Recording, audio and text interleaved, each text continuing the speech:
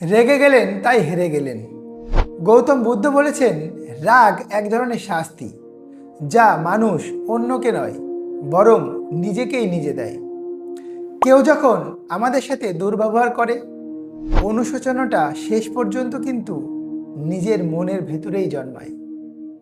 কেউ যদি আমাকে ছোট লোক বলে গালি দেয় আর আমিও তাকে পাল্টা গালি দিই, তাতে কি আমি জিতে গেলাম? না, তখন আমি শুধু তার সমান স্তরে নেমে গেলাম। কিন্তু সেই জায়গায় চুপ করে যাওয়া মানে আপনার অবস্থান তার থেকে এক ধাপ উপরে উঠে যাওয়া। কারণ গালি দিলে অবস্থান সমান হয়, আর সংযম দেখালে অবস্থান উঁচু হয়। জিতবার চেষ্টায় পড়ে আমরা প্রায়ই আরও একটা বাজে কথা বলে ফেলি, আর নিজের ভেতরের ছোট লোকটাকেই বড় করে তুলি। আমরা ভুলে যাই, রেগে যাওয়া মানেই নিজের কাছেই হেরে যাওয়া।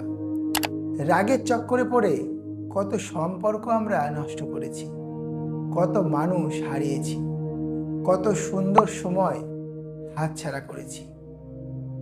রাগ শুধু মানসিক কষ্ট দেয় না, রাগ শরীরটাকেও ভাঙে। বোকারাই রাগ প্রকাশ করে, জ্ঞানীরা রাগকে সংযত রাখে। তাই অযথা রাগ করবেন না, নিজের রাগকে নিজের নিয়ন্ত্রণে রাখুন। আর এমনই ইন্টারেস্টিং ভিডিও দেখার জন্য আমাদের চ্যানেলটাকে সাবস্ক্রাইব করে রাখুন।